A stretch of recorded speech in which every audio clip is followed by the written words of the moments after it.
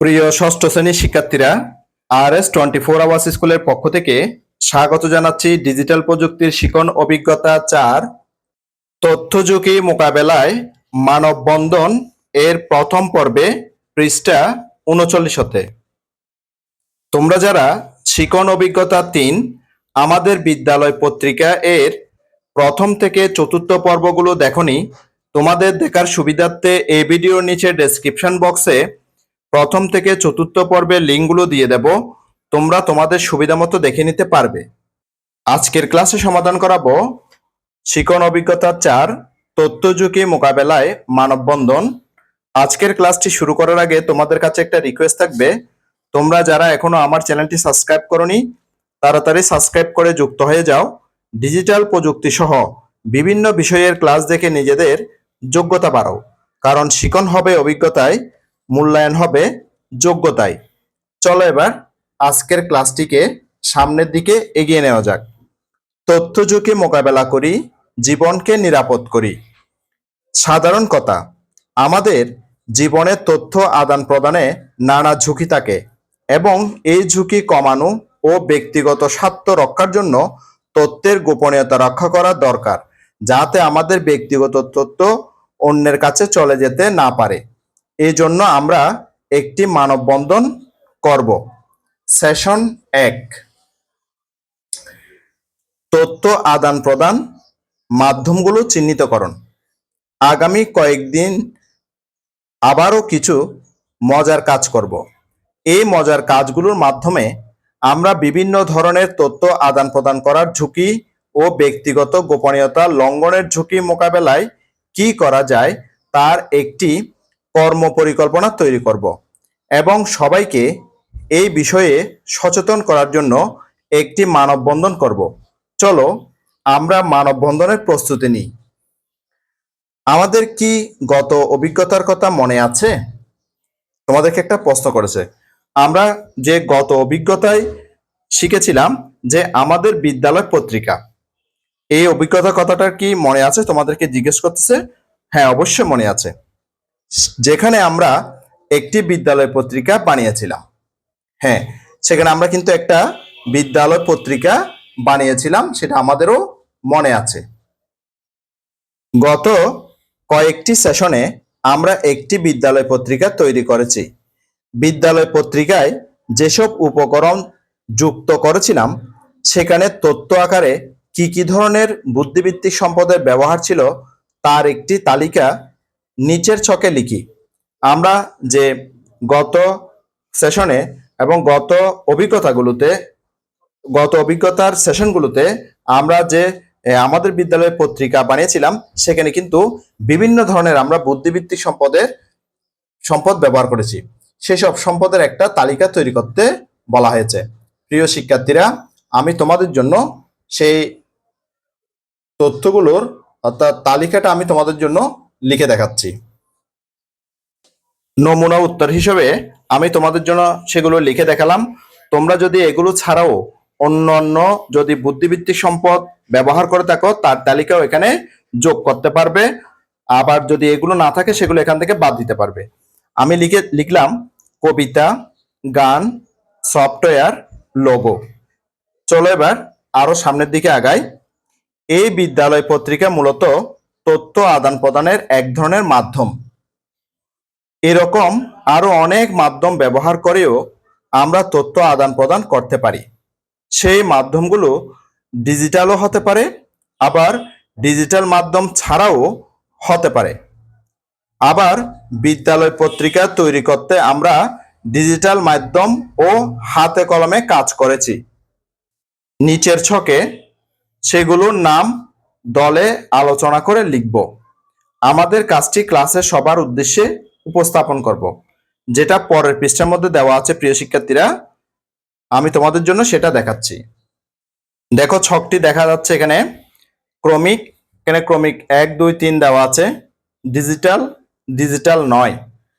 1 number দেওয়া আছে mobile phone, যেটা হচ্ছে যে ডিজিটাল। আর ডিজিটাল নয় এরকম হচ্ছে কি খবরের কাগজ।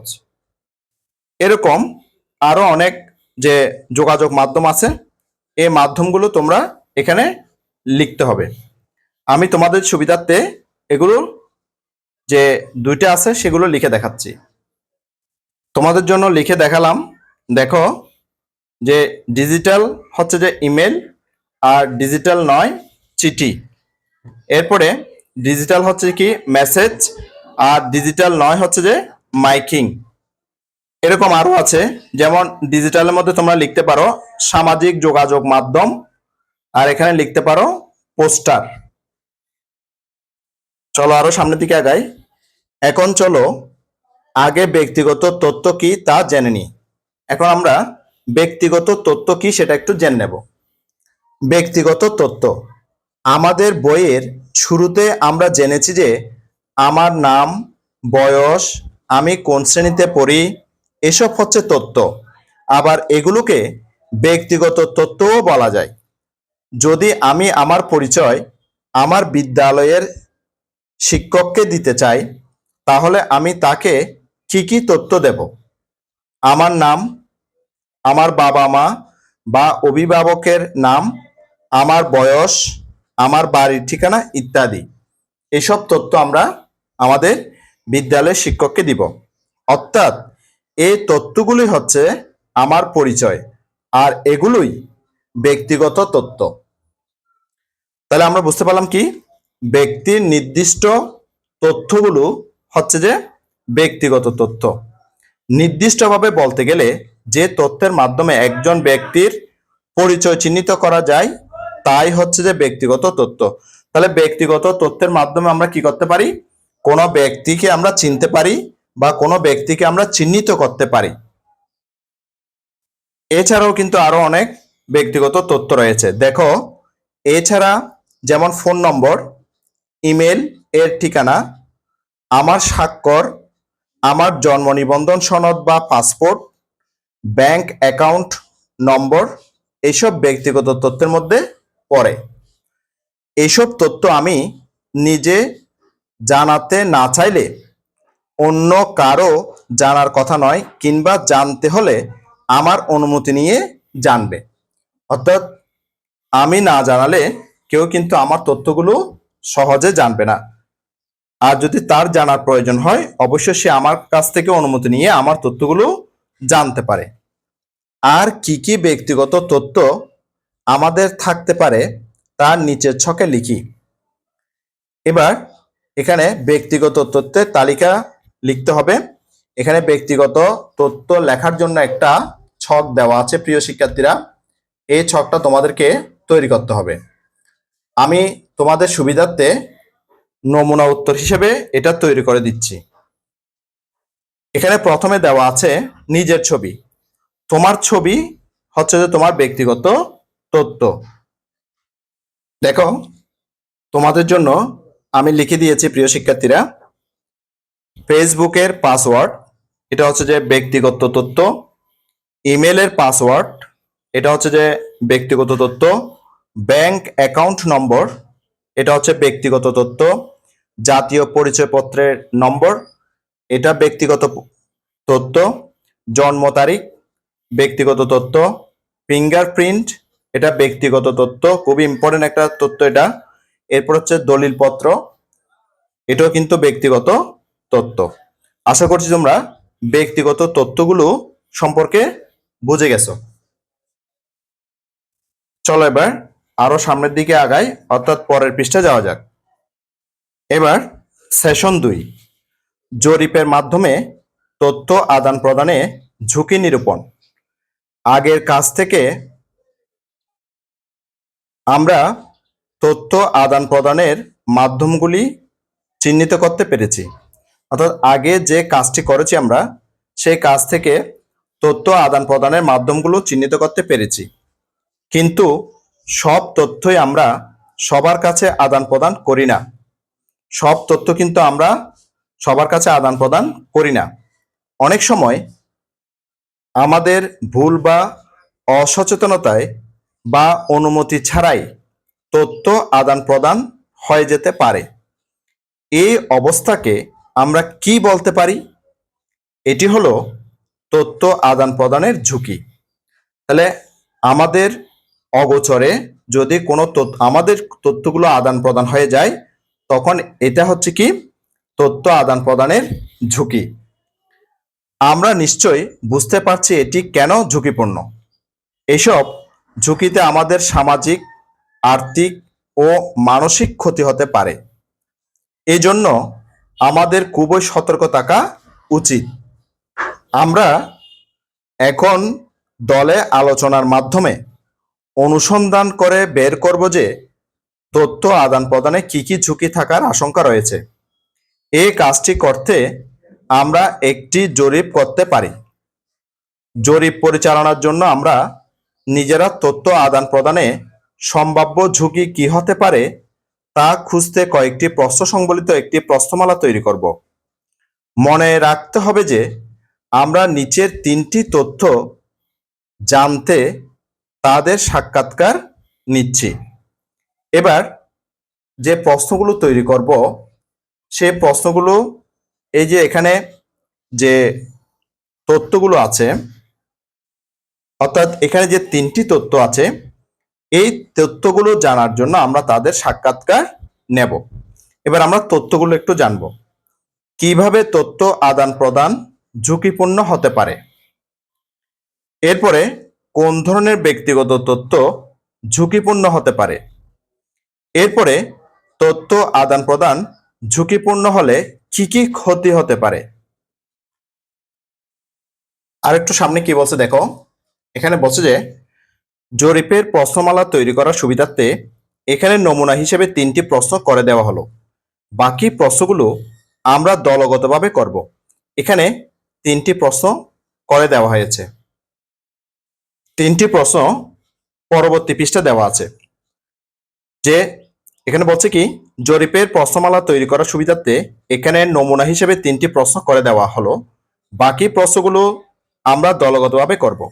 এই বিষয়ে তোমাদের কোনো সহায়তা প্রয়োজন হলে তোমরা শিক্ষকের সহায়তা নিতে পারো। হ্যাঁ অথবা না বহু নির্বাচনী বা সংক্ষেপে উত্তর দেওয়া যায় এমন প্রশ্ন করতে হবে, যেন উত্তরদাতার কাছ থেকে খুব সহজে তথ্য সংগ্রহ করা যায়। সবার মতামতের ভিত্তিতে আমরা সাক্ষাৎকার ফর্মটি চূড়ান্ত করব। সবার বইয়ে চূড়ান্ত প্রশ্নমালাটি লিখে ফেলব, যেন এক একজনের বইয়ের প্রশ্নমালা এক একজন উত্তরদাতার জন্য ব্যবহার করা যায়। প্রিয় শিক্ষার্থীরা, পরবর্তী পৃষ্ঠার মধ্যে এই সাক্ষাৎকার নেয়ার জন্য এই ফর্মটি দেওয়া আছে। এখানের মধ্যে 3টা প্রশ্ন তোমাদের জন্য করে দেওয়া আছে, 1, 2, 3। বাকি প্রশ্নগুলো তোমরা নিজেরা তৈরি করে এখানে মানে সাক্ষাৎকারটি গ্রহণ করার জন্য এই ফর্মটি তৈরি করে নেবে। এই ফর্মের মধ্যে যে বহু নির্বাচনী ভিত্তিক, হ্যাঁ বা না ভিত্তিক প্রশ্নগুলো এখানে আছে, অর্থাৎ বহু নির্বাচনী ভিত্তিক প্রশ্নগুলো আছে। তোমরা চাইলে সংক্ষিপ্ত প্রশ্নের মাধ্যমেও যে ছোট ছোট এক কথায় উত্তরের প্রশ্নগুলো কিন্তু ব্যবহার করতে পারবে। প্রিয় শিক্ষার্থীরা, তোমরা নিশ্চয়ই বুঝতে পারতেছো সেটা।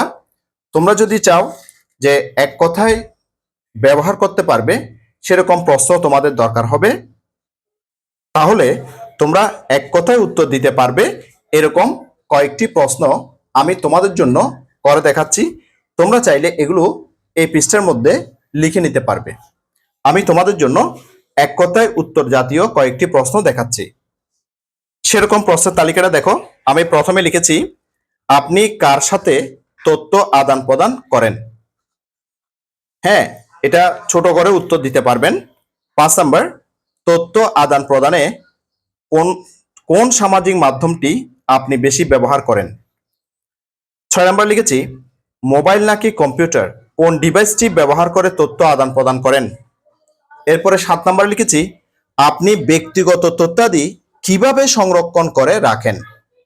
এরপরে 8 নাম্বারে দিয়েছি, ভিডিও, অডিও, ভয়েস নাকি ডকুমেন্ট, কোন ধরনের তথ্য আদান প্রদান করেন?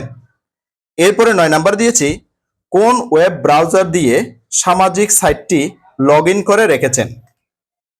তোমরা চাইলে এই এক কথায় উত্তর জাতীয় প্রশ্নগুলো তোমাদের যে ফর্ম আছে অর্থাৎ 42 পৃষ্ঠার মধ্যে যে ফর্মটি আছে সেই ফর্মের মধ্যে 4 নাম্বার থেকে তোমরা যে যোগ করে নিতে পারো। অর্থাৎ এই ধরনের প্রশ্নের মাধ্যমে তোমরা কিন্তু সাক্ষাৎকারটা নিতে পারো।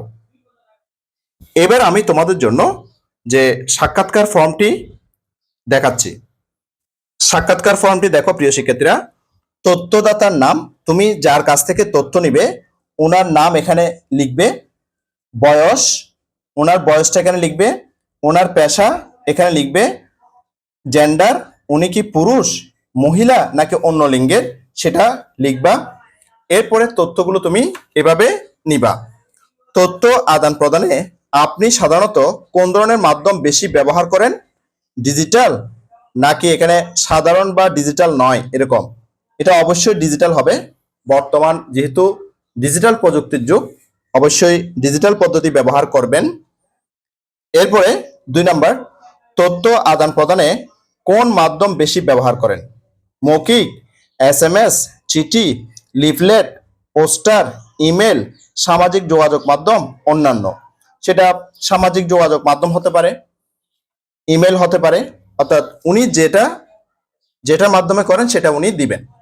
এরপরে 3 নাম্বার দেখো, আপনি কার সঙ্গে ব্যক্তিগত তথ্য আদান প্রদান করেন? একাধিক উত্তর হতে পারে। তাহলে ব্যক্তিগত তথ্য, হ্যাঁ, তিনি হয়তোবা বন্ধুর সাথে যে আদান প্রদান করতে পারে, শিক্ষকের সাথে করতে পারে, আত্মীয়র সাথে করতে পারে, অন্যান্য কেউ থাকলে তাদের সাথেও করতে পারে। এরকম যে বহু নির্বাচনী ভিত্তিক এখানে আরো প্রশ্ন তৈরি করার জন্য তোমাদেরকে বলা হয়েছে। এই প্রশ্নগুলো কিরকম হবে সেগুলো আমি তোমাদের জন্য দেখাচ্ছি। দেখো 4 নাম্বার থেকে আমি প্রশ্নগুলো দিয়েছি।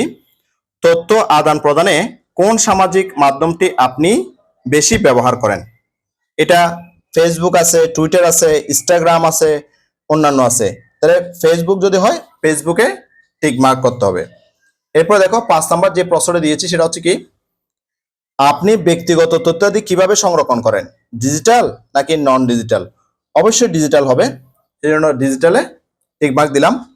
এরপরে 6 নাম্বার, কোন ধরনের তথ্য আদান প্রদান করেন? Video, audio, voice, document. Audio হতে পারে। এরপরে 7 নাম্বার দেখো, কোনটি ব্যবহার করে তথ্য আদান প্রদান করেন? মোবাইল না কম্পিউটার? বেশিরভাগ ক্ষেত্রে মানুষ কিন্তু মোবাইলে ব্যবহার করে, সেজন্য মোবাইলটা দিলাম। এরপরে 8 নাম্বার দেখো, 8 নাম্বারে দিলাম, কোন ওয়েব ব্রাউজার দিয়ে সামাজিক সাইটটি লগ ইন করে রেখেছেন? Google Chrome, Mozilla Firefox, Opera. তাহলে অবশ্যই গুগল ক্রোম হবে, সেজন্য গুগল ক্রোমের মধ্যে টিক মার্ক দিলাম। এই প্রশ্নগুলো তোমরা এখানে যে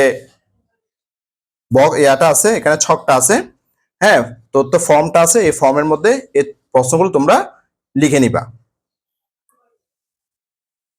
আশা করছি তোমরা বুঝতে পেরেছো। চলো এবার পরবর্তী পৃষ্ঠায় যাওয়া যাক। পরের পৃষ্ঠা দেখো এবার। নিশ্চয় জরিপের জন্য প্রশ্নমালা তৈরি করা হয়ে গেছে। এবার ক্লাস শেষে বা বিরতির সময় বা অন্য কোনো সুবিধাজনক সময়ে প্রত্যেক দল আমরা নিজেদের বিদ্যালয়ের শিক্ষক ও উপরের শ্রেণীর শিক্ষার্থী মিলিয়ে মোট 10 জনের উপর জরিপ পরিচালনা করব। আমরা দেখতে পাচ্ছি প্রিয় শিক্ষার্থীরা যে এখানে এক শিক্ষার্থী এক শিক্ষক মহোদয়ার নিকট থেকে যে জরিপ কাজটি পরিচালনা করতেছে। এবার চলো আরো সামনের দিকে আগাই। যাদের কাছ থেকে তথ্য সংগ্রহ করব তাদের কোনো প্রশ্ন বুঝতে অসুবিধা হলে তাদের বুঝিয়ে প্রশ্নটি করতে হবে। কারো ক্ষেত্রে প্রশ্নমালাটি পূরণ করতে সমস্যা হলে তাদের তথ্য জেনে আমরাই সেটি পূরণ করে দেব বা সহায়তা করব। দলের সবাই একজনের কাছে তথ্য সংগ্রহের জন্য যাব না, প্রত্যেকে এক একজনের কাছ থেকে তথ্য সংগ্রহ করব। এতে খুব দ্রুত তথ্য সংগ্রহ করতে পারবো। 1 নং অভিজ্ঞতায় মানবীয় উৎস থেকে তথ্য সংগ্রহের বিষয়টি বিবেচনায় রাখব। আশা করছি তথ্য সংগ্রহের পদ্ধতি, প্রক্রিয়া এবং নিয়মগুলো তোমরা নিশ্চয় বুঝতে পারছো। আশা করছি আজকের ক্লাসটি তোমাদের কাছে অনেক অনেক চমৎকার লেগেছে। তাহলে আজকের ক্লাসটি এই পর্যন্ত। আমি আগামী ক্লাসে 43 পৃষ্ঠার সেশন 3 থেকে শুরু করব, অর্থাৎ সেশন 3 তথ্য বিশ্লেষণ ও ফলাফল উপস্থাপন থেকে আগামী ক্লাসে শুরু করব। ডিজিটাল প্রযুক্তির শিখন অভিজ্ঞতা 4 তথ্য ঝুঁকি মোকাবেলায় মানববন্ধনের দ্বিতীয় পর্বটি দেখার আমন্ত্রণ জানাচ্ছি।